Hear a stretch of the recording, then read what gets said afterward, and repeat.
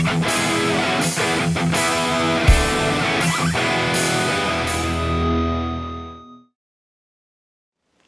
gang, welcome back to another Viewers Projects update. If you followed along with these project videos, you know that almost all of them have been Mustangs, except for one, which was the Ford Cortina that Greg showed us from Australia. Of those Mustangs, one of my favorites has been Wally's 68 convertible. Now Wally has done a fantastic job with this car, and he has given us a previous update, and he wants to show us another update, and I want to show it to you. So I'm going to let Wally talk about his project and what's going on with his convertible. Good morning, everybody, and happy Cinco de Mayo. Before we get started, I just want to thank everybody, all of the viewers of Joe Daddy's Garage, all of your comments, all of your ideas, things that I never would have thought about. I've been able to now incorporate into the car, and I'll show you that in a few minutes.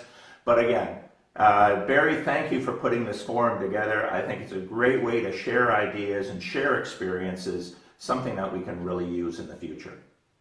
So today is the first day that I've hung all of the panels back onto this vehicle. The reason I'm doing this is because a lot of the issues I've had in the front end, as in the back end, I've had to do some replacing. And when you start replacing old parts with new parts and then trying to merge back in some of the old parts, you don't have those reference marks that the original manufacturers had, right? So it's not like I can put a panel on, put a couple of alignment tools in, and the panel fits. Everything has to be massaged, everything has to be worked. So I'm going to take you around the front end and show you some of those challenges. But before we get started, just a few things I've done to date. So the rear end has been pulled out, rebuilt, new bearings, new seals, new brakes, new brake lines, emergency brake cables, new brake shoes, everything. Replaced the slave cylinders on the back. They were rusted right out. So again, replaced the slave cylinders. Rear end's all back in, so everything's done there. On the front end, upper and lower control arms, new bushings everywhere, all new steering linkage, so inner and outer tie rods, pitmans, everything's been done on the front end as well. Rebuilt the steering box. Steering boxes are interesting, I got to tell you that. But basically, here's the thing. They're not going to be the same all the way through full range of motion. There's going to be spots within it where you're going to get a nice tight fit, and then it gets loose on the ends. For this vehicle, the best thing you can hope for is that when you're going in a straight line, you have zero play in the steering box. But once you start making lefts and rights, there will get some slack in the steering box. You can't avoid it. So you can't tighten the outside without then binding the inside. So you want to make sure you do that as well. But let's take a walk around the car and let's show you what I've done. So here we are at the back of the car again. Now, if you watched the previous video, we spent a lot of time back here, and the reason is everything was rotted out. In fact, pretty well cut the back end of the car off at the rear, so everything's new. New frame rails, new trunk panels, obviously new quarter panels. Challenge obviously in the extensions. We took care of that, as we saw with Barry on the Jade project, by cutting out the spot welds that hold the fender to the inner fender. We're able to then massage the fender out and round it out, so now we have a nice clean fit here. Put the bumper on. Again, this is all about fitment, just making sure everything's okay. Bumper fits really well now. Obviously when you have the whole back end of the car off and you take measurements and you put it all back together, the concern is did you make it too wide? Did you make it too narrow? And the only way you're really going to tell that again is by putting all the pieces on and seeing how they fit and being able to make adjustments as you go. And that's, again, the front end. We'll talk about that. Some of the things that you have that are limiting you is this trunk has to be flush here. So that means this trunk has very limited motion, right? It can only move back a little bit, forward or back. So in order to make sure this fits, all of this had to be right. So again, challenge is there. So the issue, of course, is that as Barry showed us, all of these remanufactured parts are pinched but not welded, so they move. Now, I don't know if that's by design so that you can adjust them, or if that's just because they don't care. But basically, you have to make sure that the panels are level, and then you can adjust the trunk any way you want. And then once you get that level, then obviously we're going to have to weld this in. But as far as the rear end, I'm done. Like I said, quarter panels are all welded in, inner and outer fenders are welded in, or the wheelhouses. Everything else fits really well. I do have that little bit of a complaint that I have in the back fitment, but I'm going to ignore that, and let's move on. So on our way to the front end, let's make a pit stop on the interior. So obviously re-welded a lot of the floors in here. I replaced the rear floors that was rusted out, pinholes, right? So instead of fixing the pinholes, I just simply cut them out and replaced them. Now you will notice that I put down some kill mat, right? So this is a tar-based adhesive with an aluminized covering. Now why did I do this? Well, number one, it's all about vibration noise, right? So this will actually cut down on vibrations and noises and road noise. Now it is a convertible, I'm going to get road noise, but for your application, maybe not. So good news is that by placing this in, I'm going to do a couple of things. Road noise, I'm going to cut down on the heat, right? So this is going to reflect the heat back into the engine bay, so we're going to keep the heat out of the cab. But lastly, and most importantly, is that this is now a barrier. So if I get water in this car, and it's a convertible, I will get water in this car, what'll happen is it'll pool on top of this material. It won't actually make contact with my metal. Now the metal's treated, it's protected, but metal, water on metal just never works regardless. So now I've got a protective barrier. Now the good news, Amazon. I've been doing all of my shopping here, Amazon. You can't go out anymore. Kill mat, 50 mil. 50 square feet, come in a box, these little panels like this, $90 Canadian delivered. And the car takes 40 square feet. So this panel goes all the way up. I've got it right up into the top of the cowl and runs all the way to the back. And that leaves me 10 square feet. So I'm going to put this on the inside of panels. Again, vibration, right? These cars, you know, they weren't like today's cars where they're very quiet. You know, the things buzz and rattle. So I'm going to put this anywhere I can to stop the buzz and rattle. So hopefully that'll do it. You can see the pedals are in. I'll talk about those in a few minutes. And the other thing that you'll see a little bit more clearly when I'm talking about the pedals, I've also put some speaker pods in. I wanted to be able to put speakers in the kick panels. I cut the fenders, the insides, right, obviously. And I now have pretty well stainless steel bowls really attached to the outside. And that allows the speaker now to go through the kick panel, give me a nice flush mount.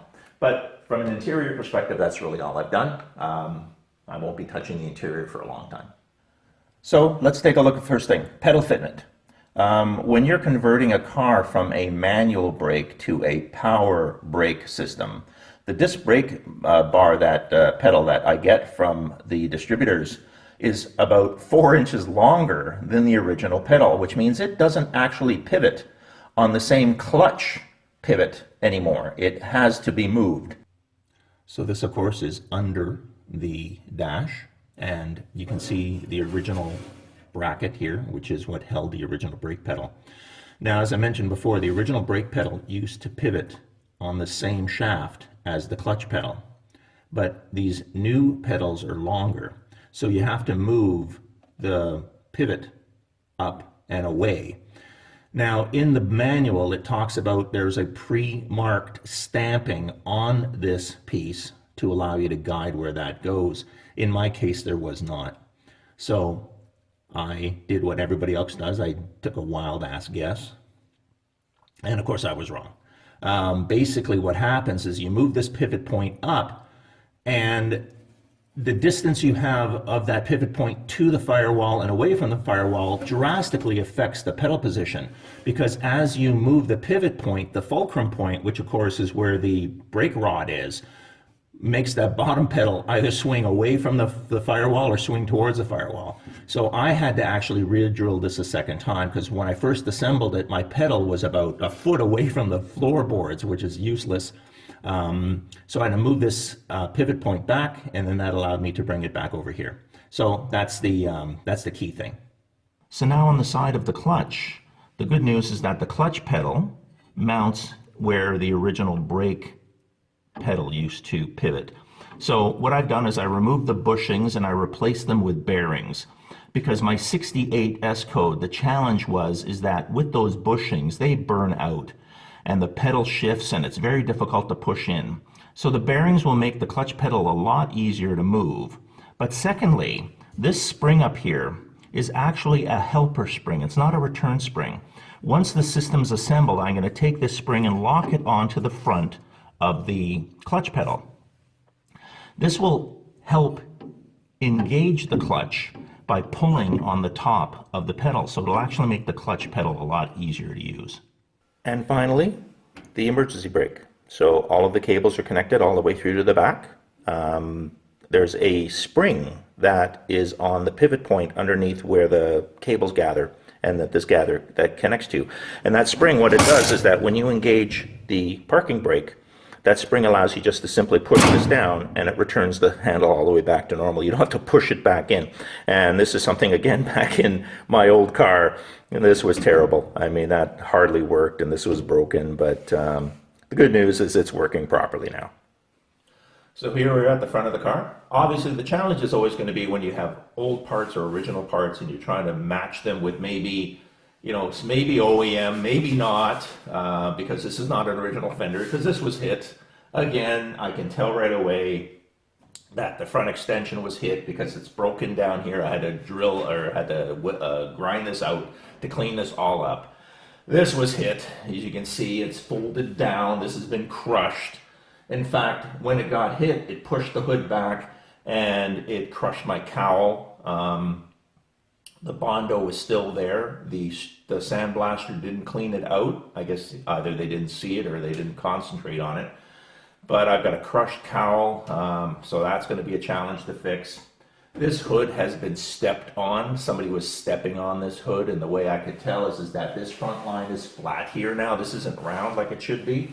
And up at the front, it didn't meet the cowl. And what I ended up doing, and I know this doesn't sound very mechanically inclined, I took a couple of 4x4s, put them on the ground. I took my hood, flipped it upside down onto it, ran the 4x4s down the front here, and then I stepped on that, and then I pushed that down. Not exactly something that I would do again, but you know what? I was frustrated. The hood wasn't fitting. I just couldn't get it to work. So I stepped on my hood. But basically the good news is now I noticed the pinch points are back the way they should have been because it uncovered the original paint. So if it was paint under there, that means it was originally exposed. And if it was originally exposed, that means whoever stepped on the hood buried that paint. So it's back to normal. So I guess that's a good thing. But it's all about initial fitting, like I said. So now the fenders are on, the headlight extensions, they're just loose, but they fit nice. I had to drill out the spot welds in order to massage the fender because I really want this to fit nice. Bumpers on, which means now my clearances are here on this side and on that side. So again, making sure that the fenders are in and out, because the problem is you move the fenders, you move the hood, you move the grill, everything moves. It's very difficult to make sure that everything's in the exact right spot. Again, as I mentioned, we don't have those index points that the original manufacturers had where they would just drop a point through and then of course they knew the piece was aligned. It doesn't work anymore, not with repop parts. It just doesn't do it. But basically, I just wanted to put the whole front end together. I refurbished my original grill. A lot of bent aluminum in here. I straightened out all of the grid, cleaned it all up. Took out all the original bracing, cleaned all that up, pop riveted the whole front end, added, of course, my fog lights. I wanted the fog lights back on this car. But basically now everything seems to be fitting quite well up in the front. So, we're on to the next stage. So let's take a look underneath the hood. So, open up the hood. A couple of things under here. A little bit of damage, as I mentioned, because somebody was stepping on it. Some of the grill or some of the support bracing back here was bent. I've tried to straighten that out as best I can. Same thing up on the front. All of this was all bent out of shape, so I've been trying to rework that. This was rotten. There's a couple of pictures there for you, but the basically is that everything is rotten. So it's an original hood. So the good news is the original hood is allowing me then to index everything else off of it. So I'm hoping that is, something I can use, but we'll have to see on that one. But now that the hood's in place, and like I said, the hinges are working well. Here's a short video of what I had to do to the hinges. So simply using my vise, on the back of my vise I got a hammer spot. So we take the pin that is loose, we place the pin so that the pin is sitting on the hammer spot. I'm just using a paint can to hold the back of it. But now that is sitting on a solid surface, I'm going to do two things. I'm going to take a ball peen hammer, which allows me to place it inside on top of that mushroom. And then I take a little bit of a larger persuader, and we give her a shot.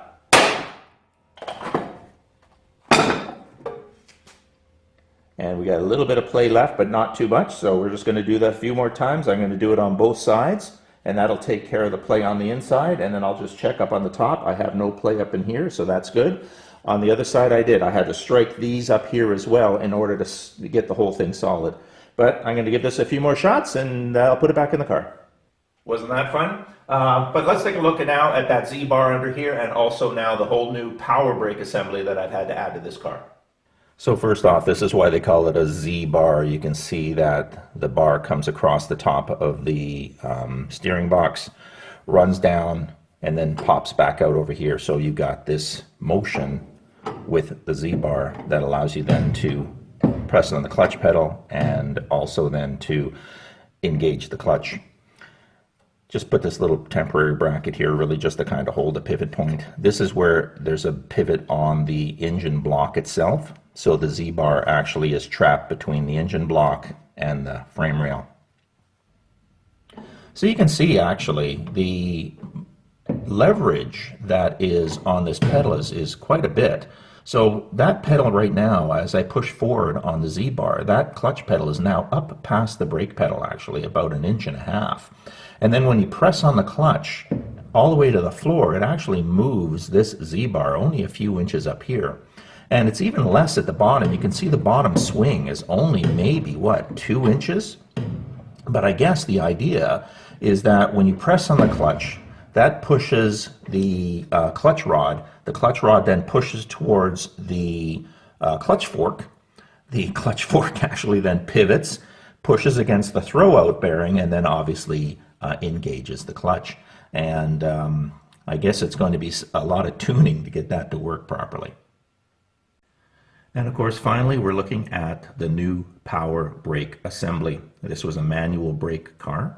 So I had a couple of challenges. First off, getting the brake booster through the firewall and attaching properly to that brake pedal required that I made the hole a little bit bigger in the firewall for the booster assembly, because originally it was just the master cylinder bolted up against the firewall. So now, in order to make the hole bigger, obviously I had to use a hole saw, so I made that bigger. I was able to assemble or install the booster. Had to make an adjustment because I want that brake rod to be square into the brake pedal, and the reason is first off, you don't want that wearing out, but secondly, it all has to do with your brake light switch, right? You have to make sure that's square. So make sure your brake booster is square against the firewall, and then once that's in place, then of course I installed the master cylinder.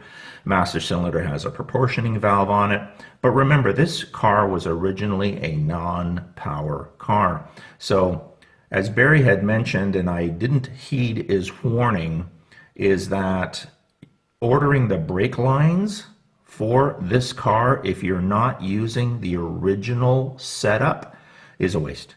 The brake lines just don't work properly. The fittings aren't correct because I'm using modern brake parts with the original style brake lines, so that doesn't work. The routing of the lines I don't like either. As Barry showed on his car as well, he had to use blocks to connect the lines together. It doesn't work. So make your own lines. It takes a little bit of time. Get yourself a bender, get yourself a flaring tool, practice a few times, but you'll be able to make them yourself. And that way there you can route them anywhere you want. So that's going to be it for a while, everybody. I wanted to put the car together just to make sure that I had the appropriate parts, that they did fit. So now I know they fit. It's going to be nothing but tedious massaging. Bodywork, I have my Rage Ultra. Thank you, Barry, for that. I'm going to be using that, obviously, to try to flatten this out over the next few months. Probably be a long time before I do another update, because really it's all going to be nothing but, moving panels and putting on bond or putting on filler and taking the filler back off, and a lot of work like that. So months will go by and the progress will probably look about the same. But as I said before, thank you everyone for all of your support and all of your help.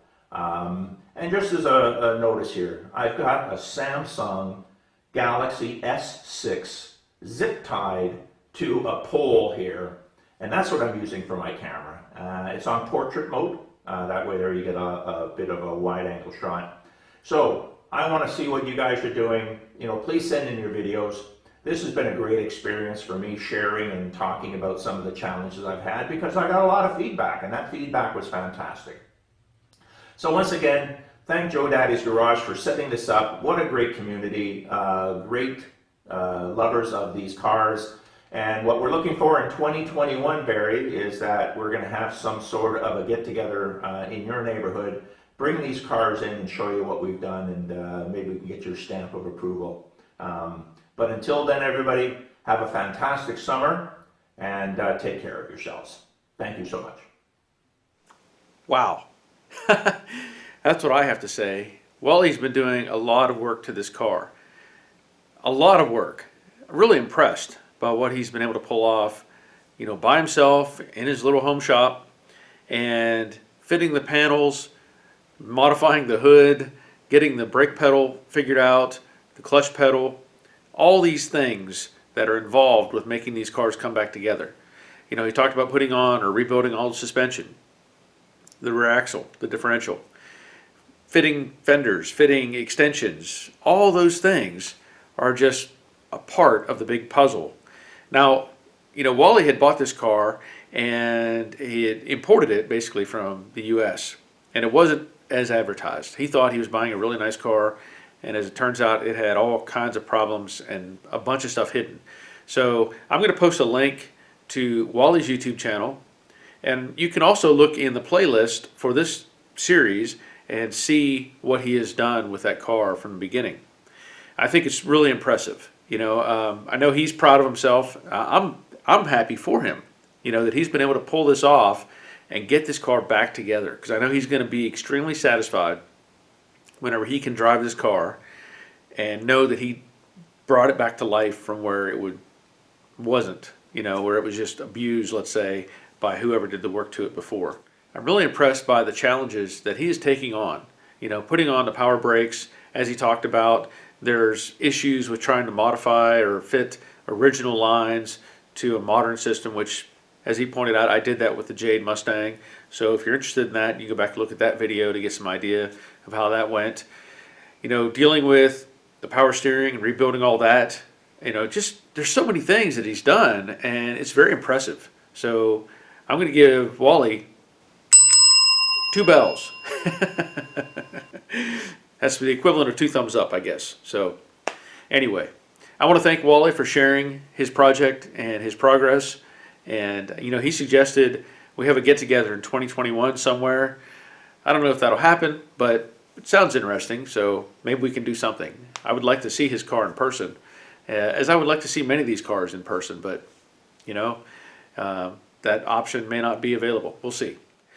So that's going to be it for this video. However, if you want to be part of the Viewers Project series, send me an email, joedaddysgarage@gmail.com, and we can communicate back and forth, figure out how to get the videos, sent to me.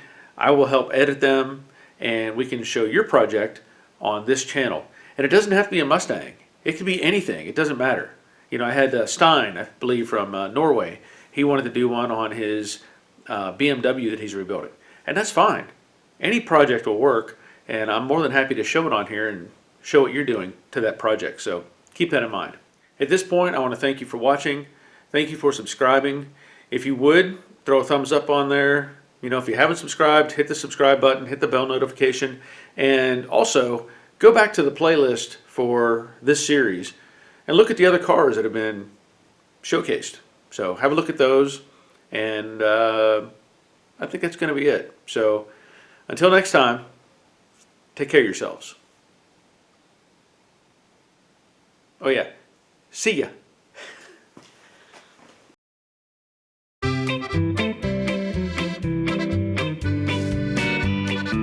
Took it to Canada and discovered that the car wasn't what he had hoped it would have, blah blah blah blah blah blah blah blah blah blah blah blah blah, that have been put through